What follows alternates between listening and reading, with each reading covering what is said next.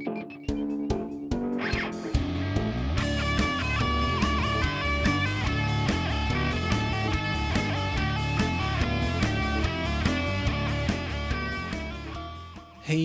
what's up?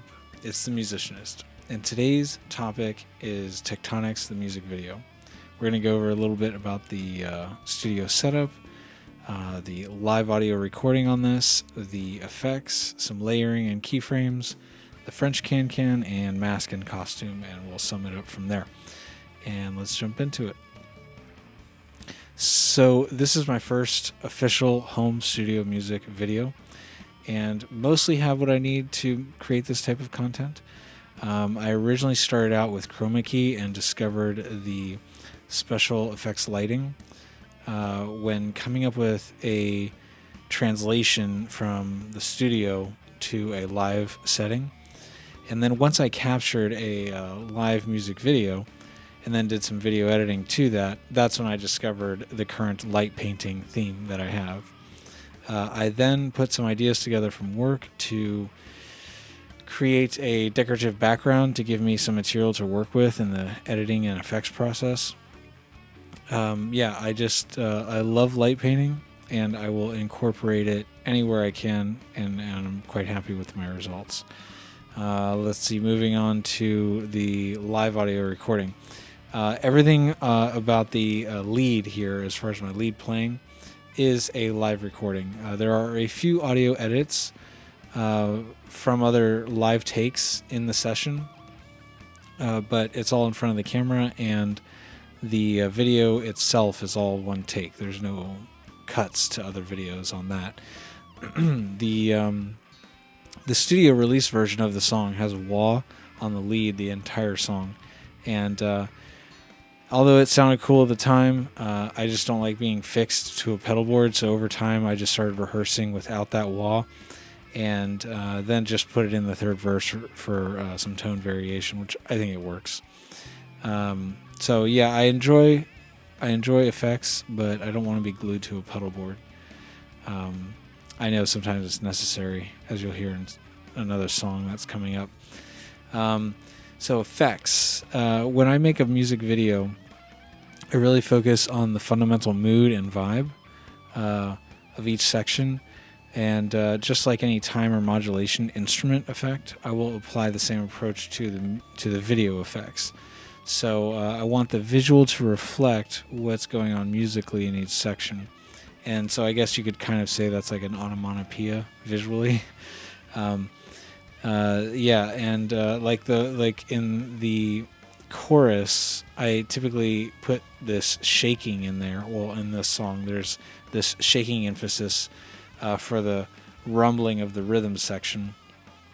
And in the first and second verses, I put a flange type of effect, and to create a little bit of movement as the song kind of calms down a bit, and just a little bit of movement. You don't want it too sterile, you don't want it too saturated, just something to feel natural. And then third verse, I just exaggerate it with the wah pedal to really emphasize it more, as well as that the drums were even more so cut up in that section. I add trails to the lead, or really to the video, to emphasize, say, the delay that you're hearing in the lead. I think that's really neat. I definitely enjoy this type of video editing, and I can do it relatively quickly. It's like a dance, though, between all of the effects. So there's like this dynamic visual range that you're experiencing. Moving on to layering and keyframes. So I have made a few other music videos from live performances, which helped me discover my editing process and the theme of my videos, which is the light painting. I started to layer more video and use more keyframing to manipulate the effects over time in this video. So, for instance, the clean rhythm guitar chords that I'm scratching in the first and second verses, I layered video there with some masks and then applied some keyframes to a type of shake effect on the shapes. So you'll see the shapes in the background kind of shake, simulating that, that guitar scratch. And then in the second verse, you'll hear this distorted rhythm guitar doing a pick scrape. And what I came up with that was just this up and down warble of the screen to emphasize that. And I thought that was pretty cool, and I learned something about that effect.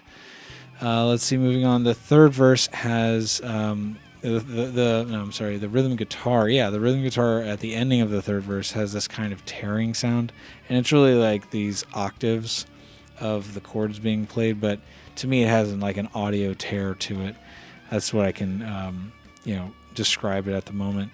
So I went ahead and I tore the screen in two sections to simulate that.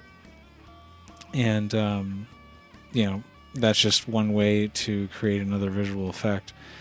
Then the lead has this flutter in the last chorus, and I just pull up on the tremolo and just let it flutter.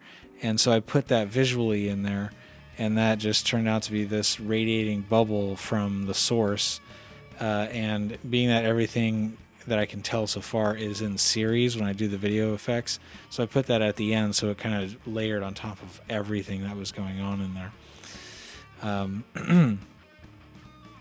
And I would say that to me it all has to be a unit. When I'm working with the video, everything has got to be supportive in some way, and that's just extremely important to me. So that's what I'll keep working with. And I do have lots of fun with these videos, and I can actually create one relatively quickly once I get, I can edit it relatively quickly. Just got to get it done. Moving on to the French can-can. Once the song gets to the double stop bends in the lead near the end, the way that the character is multiplied and lined up and kind of bouncing around just reminds me of the can-can dancers, like lined up, kicking their legs, and bouncing around. So I just, it wasn't intentional. I'm certainly not doing the can-can here, but it just reminds me of that, and it looks neat, and I just thought I would share it. Moving on to the mask and costume. The mask and costume were a discovery from the chroma key method that I started out with, and that then took on the character Musicianist. I was like, that's him right there. I see him. And from there, I had to work on customizing the mask. So a friend of mine and I actually made a cast of my face so I could easily replicate the mask that fits perfectly to my face. The customization was needed so it was comfortable playing. I just needed this comfort in playing, being able to see down very easily, and definitely achieved that. Another friend of mine 3D printed a stencil of the mask for me to trace on thermoplastic for quick cutouts. So altogether, this allows me to cut out a mask, onto thermoplastic, heat it with a heat gun, and then form it to a cast of my face. And then shortly after that, I have a mask. Yes, I have a few other things I need to do, but yeah. The rest of the costume is designed to be invisible, except for the hands and shoes. So basically, you're seeing a star of the person, the 5 points, and then the whole concept revolves around the idea of an invisible player with a floating guitar, and that is the Musicianist that I've created, or discovered, I should say. In conclusion, I really enjoy the process of making the music videos. Like I said, I went a little bit outside my comfort zone this time, learned some new things. Additionally, that I had to create an environment in the home studio to achieve the light painting, which I was relatively able to do easily, and I'm quite happy with that, although I'm not fully satisfied with the designs that I'm doing. I'll eventually get there. I really enjoy what I do, the music and the videos, even though I'm not the greatest out there, I really enjoy it, and I just want to share it. And so there's more to come. And I want to say thank you to Javier and thank you to Alex for helping with the cast and the masks stencils. They have been supportive in what I do, and they've been very helpful, and I really much appreciate that. Don't forget to subscribe here and at my official website, Musicianist.com. There's some stuff in the store over there to check out. You can subscribe there for support. And thank you so much for watching. You'll see me on the next one. Peace.